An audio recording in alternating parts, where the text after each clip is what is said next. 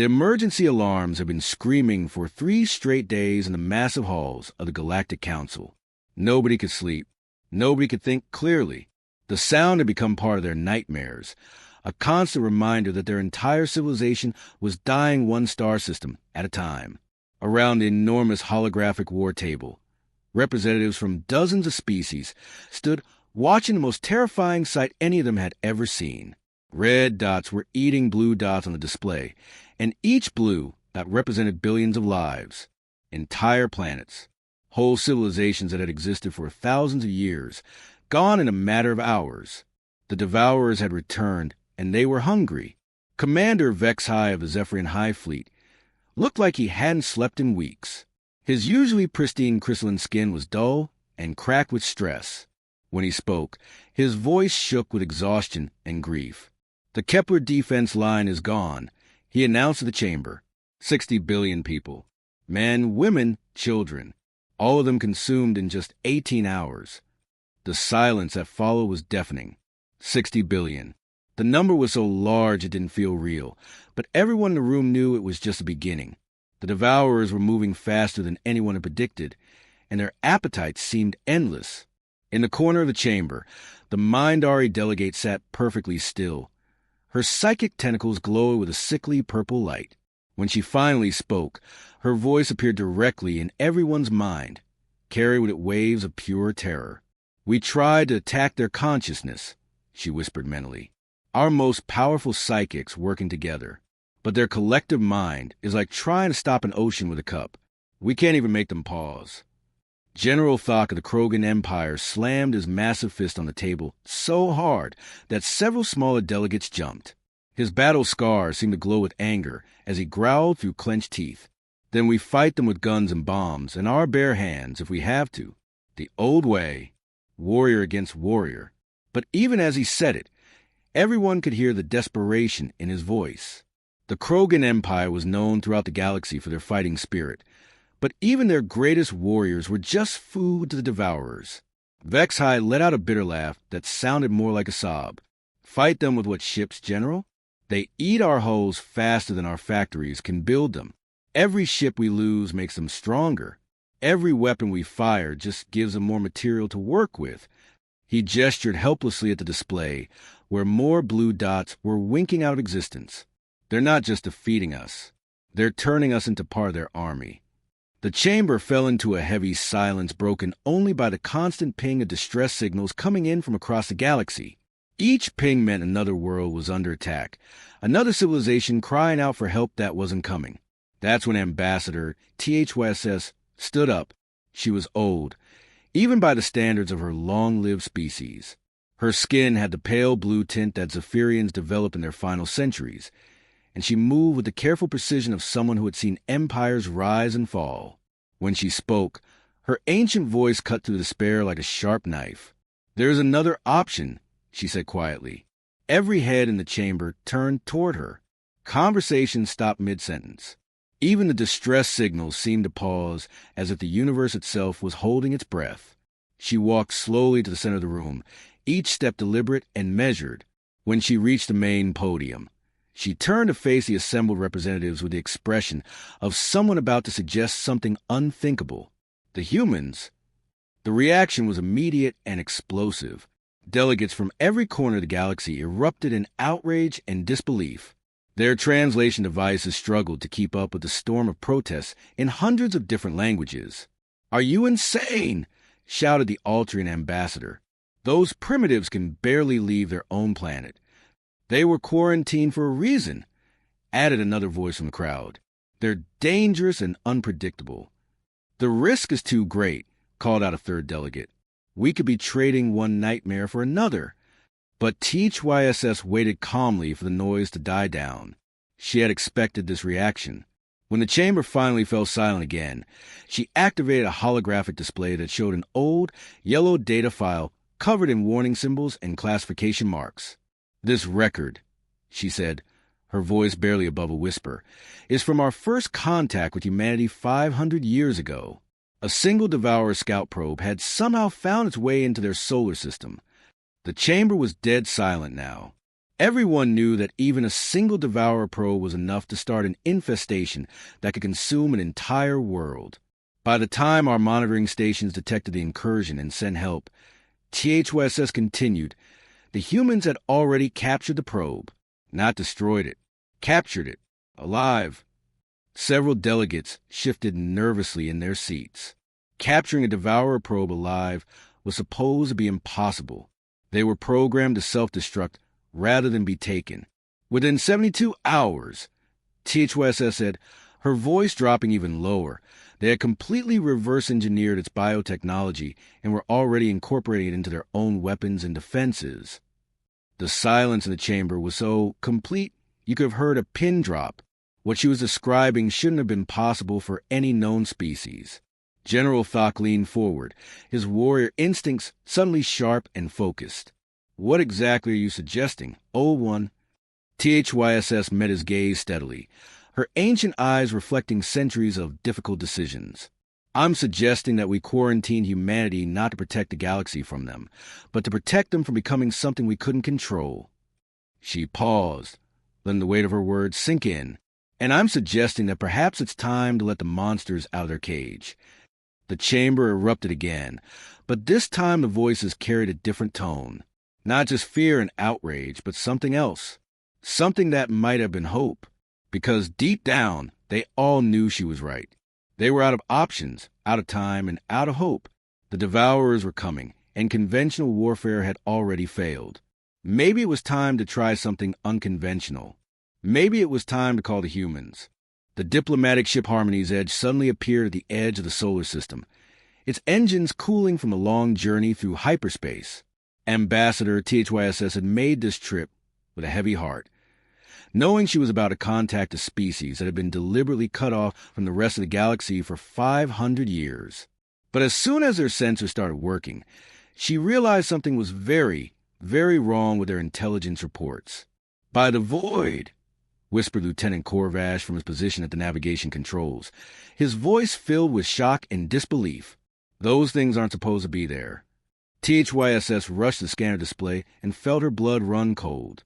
According to their centuries-old records, this system should contain one inhabited planet called Earth, maybe a few primitive space stations, and some basic mining operations on nearby asteroids. What the sensors were showing her, instead, was like looking at the heart of a galactic superpower. Massive defense platforms hung in space around every planet in the system, their hulls bristling with weapon systems that their computers couldn't even identify. These weren't the crude nuclear missiles or simple energy weapons they had expected from a primitive civilization. These were sophisticated pieces of military hardware that looked more advanced than anything in the Galactic Council's own arsenal. Ships moved between the planets in perfectly organized formations, following flight patterns that spoke of centuries of careful planning and military precision. Some of the vessels were enormous, easily the size of Council dreadnoughts, while others were sleek and fast, clearly designed for reconnaissance and rapid strike missions. How many ships are we looking at? THYSS asked, her voice barely steady.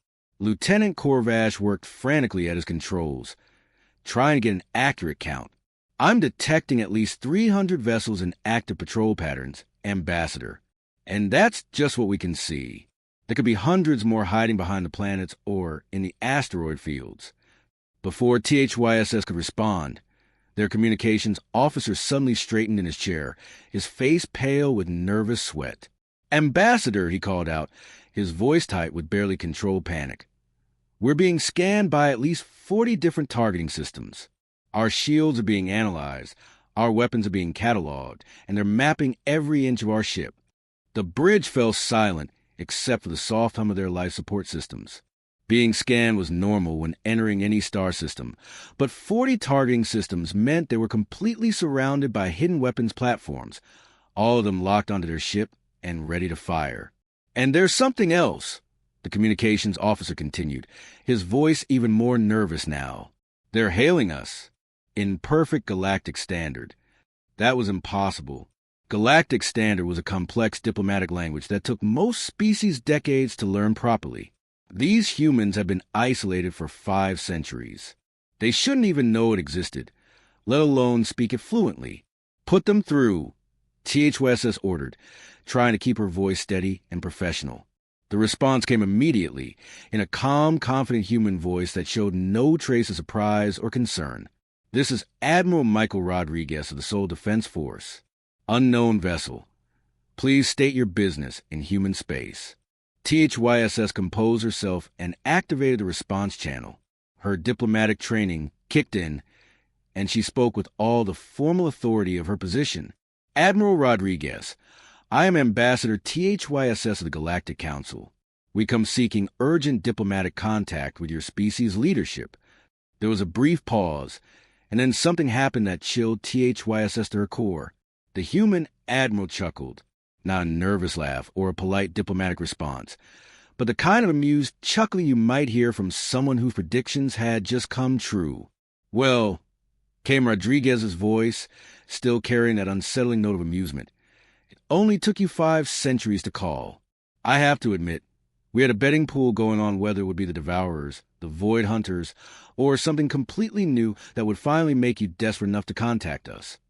The casual mention of threats that the Council had never even heard of made THYSS's stomach drop. Just how much did these humans know about galactic affairs? Permission granted to dock with Station Haven. Rodriguez continued in that same conversational tone. We'll have a delegation waiting for you. Fair warning, though, Ambassador, we're not the same species you quarantined all those years ago. 2 hours later, THYSS found herself walking through corridors that looked nothing like the primitive facilities she had expected. The walls were made of some kind of metal she didn't recognize, and they seemed to pulse slightly with their own internal energy. The air itself felt different, charged with technology that was completely alien to her experience.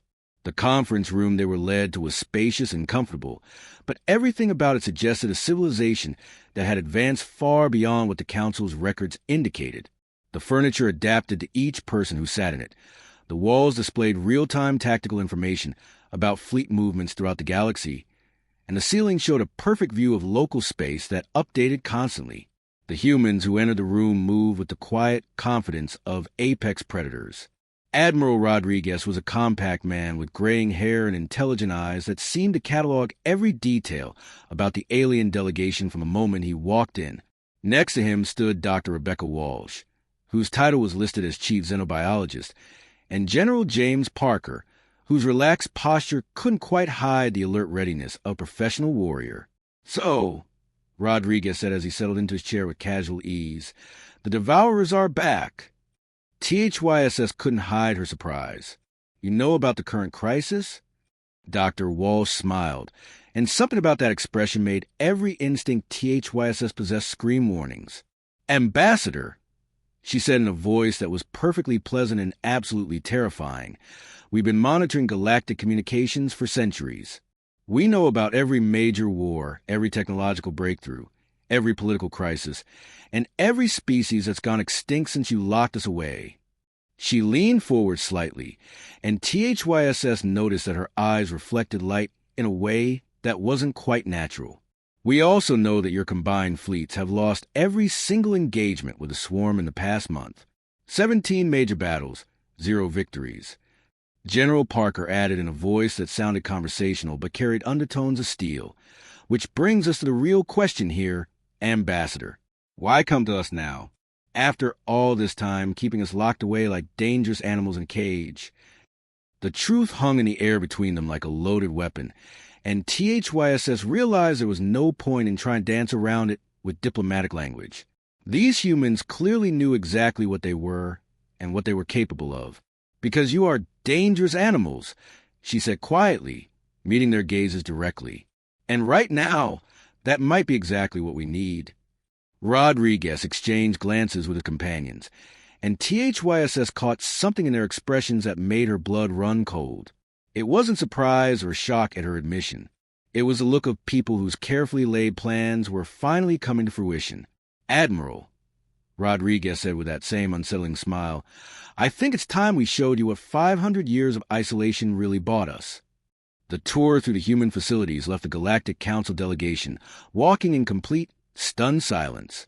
Every step they took, every room they entered, Every piece of technology they witnessed completely shattered everything they thought they knew about humanity. What they had assumed was a primitive species that could barely manage to leave their home planet had instead spent 5 centuries becoming something that didn't fit into any category their scientists had ever created. This wasn't just advanced technology. This was something entirely new. Dr. Walsh led them through laboratories that looked more like living organisms than research facilities. The walls themselves seemed to breathe, expanding and contracting in slow, steady rhythms. Human scientists worked calmly alongside what could only be described as living computers, their screens pulsing with bioluminescent displays that shifted and changed like the patterns on a jellyfish. Technicians wore suits that seemed to be alive, the fabric moving and adjusting constantly to provide better protection or improve functionality. The suits breathed with their wearers, shifted color to match their surroundings, and even seemed to anticipate their needs before the humans themselves realized what they required.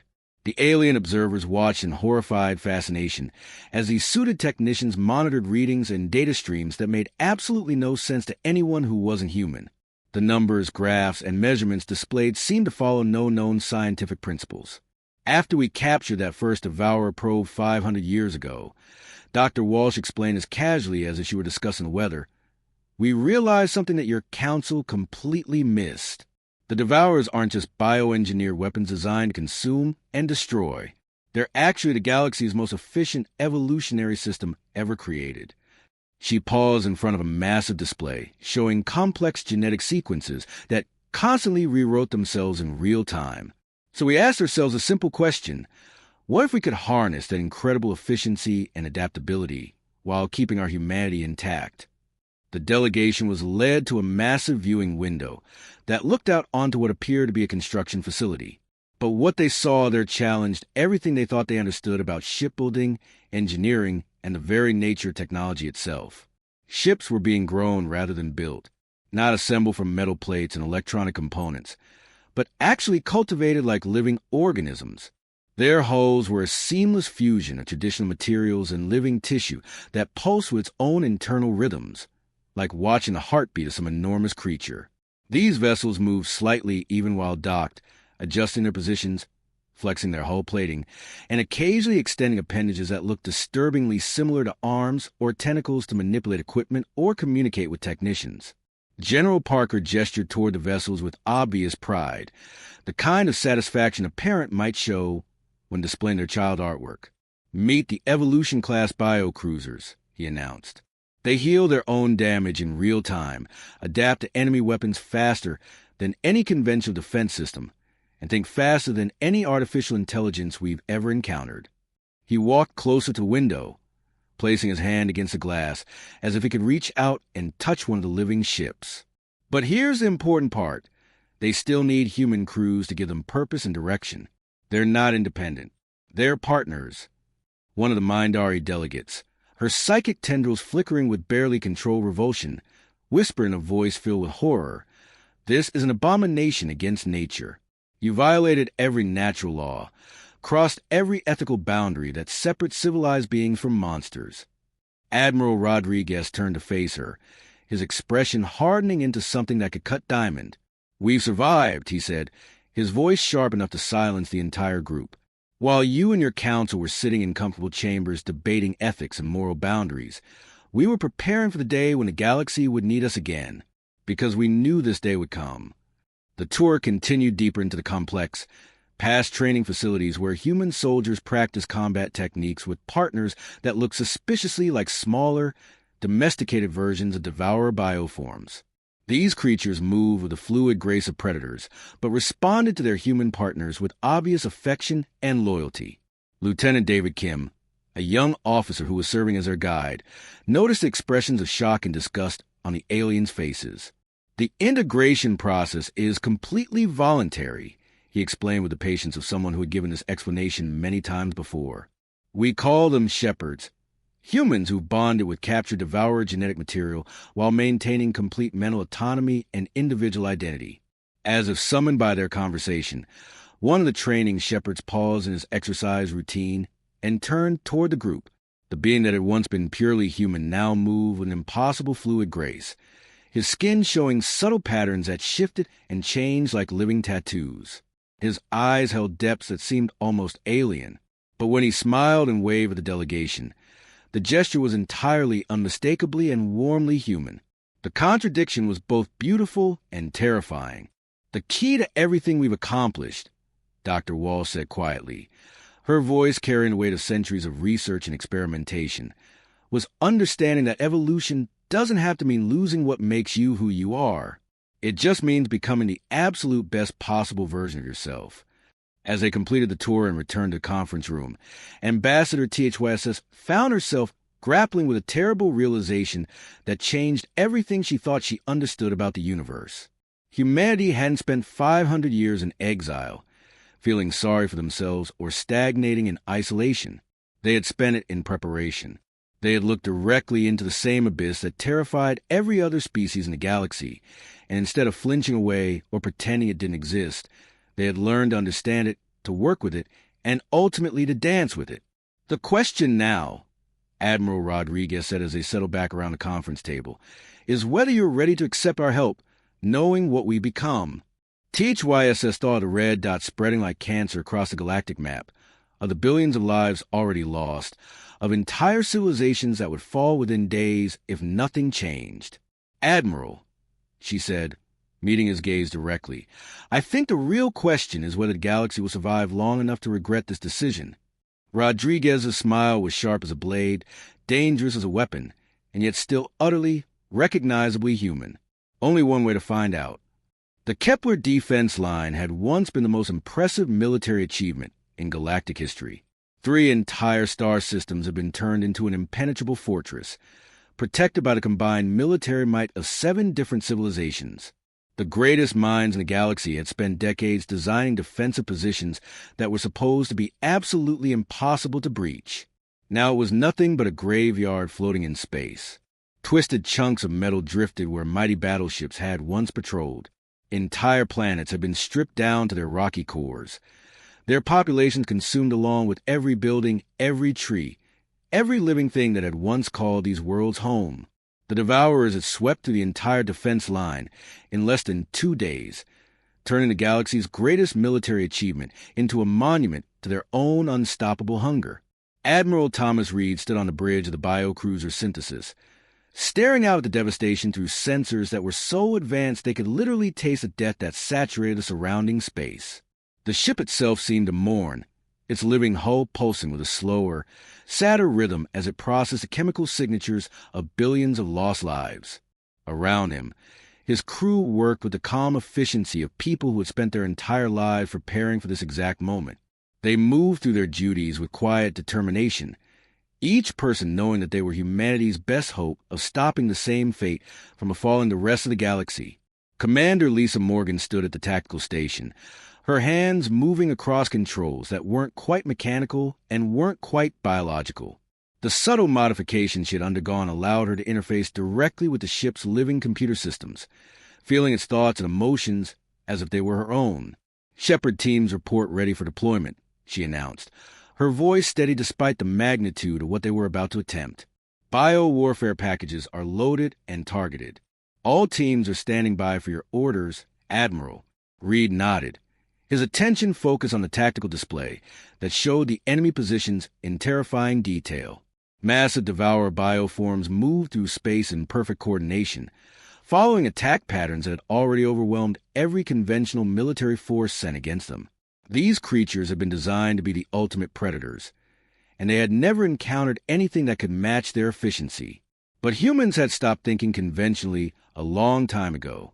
Deploy the Shepards, Reed ordered quietly. Begin Phase 1. Across the human fleet, specialized launch pods shot out toward the enemy swarm like bullets fired from a gun. But these weren't ordinary weapons or standard military equipment. Each pod contained a volunteer who had undergone the most dangerous process humanity had ever developed, bonding their own genetic material with captured Devourer essence, while somehow managing to keep their individual consciousness and loyalty intact. Lieutenant William Nash felt a familiar tingling sensation as his enhanced biology began responding to proximity of the enemy swarm. His modified DNA was sending out chemical signals that would make any devourer biosensor register him as one of their own kind. To them, he would smell right, taste right, and feel right. But behind his transformed features, behind the subtle changes that made him appear to be part of the enemy, his human mind remained completely sharp and focused on the mission. He and his team managed to infiltrate the largest devourer cluster without being detected, moving freely among bioforms that were the size of battleships. These massive creatures have been consuming worlds for thousands of years, growing larger and more powerful with every victory. They had never encountered deception on this level. Once Nash's team was in position deep inside the enemy formation, they began releasing specially designed viral agents that Dr. Walsh's research teams had spent decades perfecting. These weren't ordinary biological weapons. They were precision instruments designed to rewrite the Devourer's genetic programming from the inside out. The effect was both immediate and absolutely terrifying to witness. Devourer bioforms that had moved in perfect coordination for millennia suddenly began turning on each other with savage fury. Their genetic programming was being rewritten in real time, causing them to identify their neighboring clusters as threats that needed to be consumed immediately. The elegant swarm intelligence that had made them so dangerous collapsed into complete chaos as the virus spread through their biological communication networks like wildfire. Phase 2. Initiate, Reed ordered, watching as the enemy formation tore itself apart. The human bio-cruisers moved forward into the chaos, their living hulls already adapting to incoming enemy fire. When Devourer weapons struck their ships, instead of causing critical damage, the living metal absorbed the energy and converted it into stronger armor plating. These vessels fought like nothing the galaxy had ever seen before, not just using weapons, but actually becoming weapons as their entire structures evolved in real time to counter whatever the enemy threw at them. Captain Jennifer Hayes commanded the bio-destroyer adaptation from a bridge that was more like the nervous system of a living creature than a traditional command center. When Devourer bioacid began eating through her ship's hull, she didn't order retreat. Instead, she guided the vessel's evolutionary response, watching in amazement as the damaged sections regenerated with acid-resistant plating that actually began feeding on the enemy's attacks. "This is adaptation to fleet command," she reported, her voice remaining steady despite the incredible stresses of biointegration combat. "We're not just fighting them anymore. We're out-evolving them." The battle raged for 18 straight hours, but was completely unlike any conflict in galactic history. Where previous engagements against the Devourers had been one-sided massacres, this became a demonstration of controlled biological warfare that left the surviving enemy forces confused, weakened, and completely unable to adapt to human tactics. When the last enemy bioform finally fell silent, the human fleet found itself floating in space, surrounded by the wreckage of an enemy that had seemed completely unstoppable just hours before. The final Devourer hive cluster hung in the darkness of space, like a cancerous growth that had been feeding for thousands of years. It was enormous beyond imagination, its twisted biomass equivalent to 3 small moons fused together into one nightmarish organism. This wasn't just a military target. It was the beating heart of everything that had been terrorizing the galaxy. Every defensive system the Devourers had ever absorbed, every weapon they had ever encountered, every trick they had learned from consuming 1,000 different worlds. All of it was concentrated here, in this one massive, living fortress. It pulsed with malevolent intelligence, and everyone in the galaxy knew that if this thing escaped, if it managed to reproduce or spread its genetic material to other systems, then everything they had fought for would be meaningless. Admiral Rodriguez stood in the command center deep inside Luna Station, surrounded by displays that showed human biofleets approaching the target from 6 different directions simultaneously. The tactical screens painted a picture that would have been impossible just a few years ago. Hundreds of living ships moving in perfect coordination. Their crews connected not just by radio communications, but by biological networks that allowed them to think and act as one unified organism. Around him, the transformed veterans of the Devourer War worked with a fluid efficiency that only came from months of biointegration combat. These weren't the same humans who had started this conflict. The war had changed them all in ways that were both beautiful and terrifying to witness. Dr. Wall stood at the central monitoring station, though her appearance had changed so dramatically over the course of the war that only her voice remained recognizably human. Her skin had taken on subtle patterns that shifted with her emotions, and her eyes now held depths that seemed to contain entire galaxies of knowledge. Final Shepard teams are in position inside the target, she reported, her voice carrying harmonics that hadn't been there before the biointegration process. They've confirmed that the hive contains the original queen form consciousness that's been controlling the entire swarm. If we can sever a connection to the remaining biomass, the entire cluster should collapse like a house of cards. Rodriguez nodded, his own modifications allowing him to process the incoming tactical data at speeds that would have been impossible for an unenhanced human mind. The war had changed them all, pushed them further from their original forms with every battle, but somehow they had managed to remain themselves at their core. They were still human minds and enhanced bodies, still fighting to protect a galaxy that feared what they had become. All units, this is actual, he broadcast the entire fleet, his words carrying across space to reach every ship, every crew member, every Shepard team that was risking their lives in this final gamble. Execute final protocol. What happened next would be debated by xenobiologists and military historians for centuries to come. The human ships didn't attack the hive cluster in any conventional sense. They didn't fire missiles or energy beams. They didn't try to blast their way through its defenses or overwhelm it with superior firepower. Instead, they formed a perfect sphere around a massive bioform and began broadcasting a signal that seemed to rewrite the devourer organism from the genetic level up. It wasn't destruction they were attempting. It was conversion. Inside the hive, Captain David Park led his Shepard team through passages that pulsed like the arteries of some colossal beast. They moved carefully but confidently, their modified biology allowing them to blend in perfectly with the devourer biomass around them. Every step took them deeper into the heart of the enemy's consciousness. When they reached the central chamber where the queen form held court, Park deployed the ultimate weapon that Dr. Walsh's research teams had created. It wasn't a bomb or a poison or a virus. It was something far more elegant and profound than any conventional weapon. It was a genetic song, a carefully crafted sequence of biological instructions that reminded the devourer biomass what it had been before being enslaved to the swarm consciousness.